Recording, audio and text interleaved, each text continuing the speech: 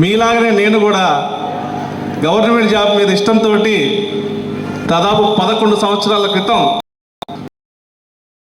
8,400 ఈరోజు ప్రమోషన్ తీసుకొని ఒక డిప్యూటీ ఎంఆర్ఓగా 11 సంవత్సరాల తర్వాత నా జీతం 60,000.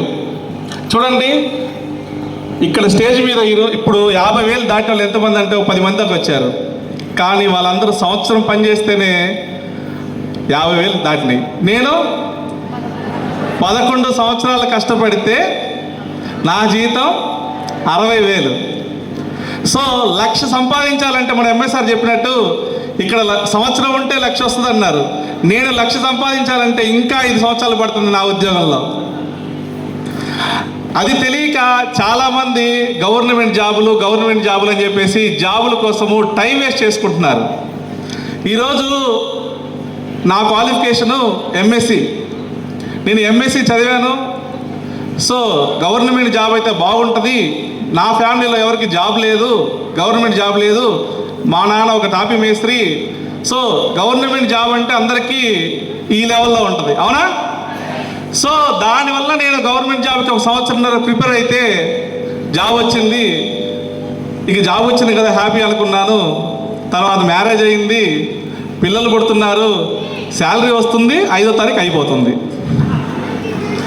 శాలరీ వస్తుంది, 5వ తారీఖు అయిపోతుంది. ఇంతేనా? సో ఇంకేదైనా చేయాలి, బిజినెస్ చేద్దాం అనుకున్నాను. కానీ ఒక ఉద్యోగం చేస్తూ ఇంకో బిజినెస్ చేయడం ఎవరికైనా సాధ్యమా? నాకు సాధ్యపడలా. మీ అందరికీ చెప్పాల్సిన విషయం ఏంటంటే ఈరోజు ఇబ్రహీంపట్నం టీంలో పాండు సార్ ఎంతమంది తెలుసు? శ్రీను సార్, బాల శ్రీనివాస్ సార్, వాళ్ళిద్దరు నా క్లాస్మేట్స్. కానీ పాండు సారు, శ్రీనివాస్ సార్ నన్ను మోసం చేశారు. ఈ అవకాశం 5 సంవత్సరాల క్రితం వాళ్ళకి తెలిస్తే నాకు చెప్పడం మర్చిపోయారు. నాకు జస్ట్ 3 నెలలు అని తెలిసి 3 నెలల క్రితం తెలుసుకున్నాను. నేను నా వైఫ్ పార్ట్ టైంగా చేస్తూ ఈరోజు బ్రాంచ్ డైరెక్టర్ అయ్యి 8,000 తీసుకున్నాను. చూడండి, 8,000 నా ఫస్ట్ జీతం, అవునా? 11 సంవత్సరాల క్రితం నా జీతం 8,000. ఇక్కడ 3 నెలలు కష్టపడితే 8,000 వచ్చినాయి. అది కూడా రెగ్యులర్గా నేను నా ఉద్యోగం చేసుకుంటూనే. డబ్బు సంపాదించడం చాలా కష్టం అనే వాళ్ళకి చెప్పండి ఇంటికి వెళ్ళి. డబ్బు సంపాదించడం చాలా ఈజీ, వెస్టేజ్లో ఇంకా ఈజీ. చూడండి, ఏ ఉద్యోగం చేయాలన్నా నిద్రలేసిన తర్వాత 10 గంటలకు ఆఫీస్కి వెళ్ళాలి, బాస్ చెప్పింది చేయాలి, 5 గంటలకు 6 గంటలకు ఇంటికి రావాలి. ఈ విస్టేజ్లో ఎవరికన్నా బాస్ ఉన్నారా?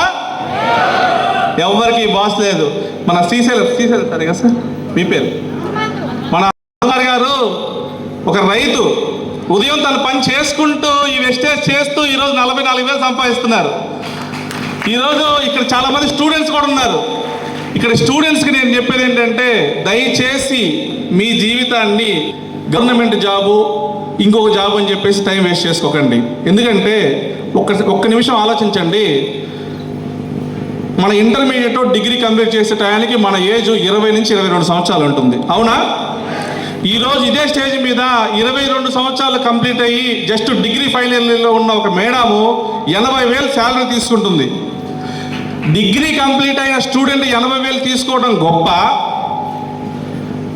35 సంవత్సరాలు ఫ్యామిలీ బర్డెన్స్ అన్నీ ఉండి జాబ్ కోసం స్ట్రగుల్ అయ్యి ఎప్పుడో వచ్చే ఒక 50,000 కోసం మనం వెంటబడి కష్టపడి ఒక ఉద్యోగం తెచ్చుకొని 50,000 తీసుకోవడం గొప్ప? చెప్పండి.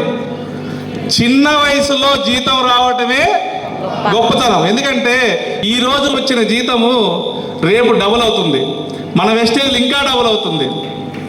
మీ అందరికీ ఒకటే చెప్తున్నాను, ఈ వెస్టేజ్లో ముందుగా ఎవరైతే ఐడి తీసుకుంటారో వాళ్ళు అదృష్టవంతులు.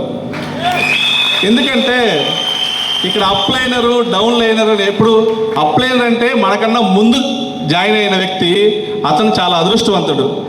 ఈరోజు ఒక ఐడి తీసుకోవడం వల్లనే ఈ ఇబ్రహీంపట్నం టీము ఇంత పెద్దగా ఉంది.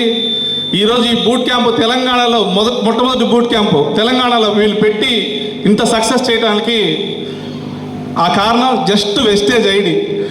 అందరూ కూడా ఈ అవకాశం చాలా పెద్దది, అవకాశం అర్థం చేసుకోండి. సో అందరూ ప్రయత్నించి ₹1,00,000 సంపాదించుకోండి. నా డిసెంబర్ గోలు 1 lakh సంపాదించాలి ఈ వెస్టేజ్లో అని చెప్పేసి మీ అందరికీ తెలియజేస్తాను. Thank you sir, thank you very much. ఒకసారి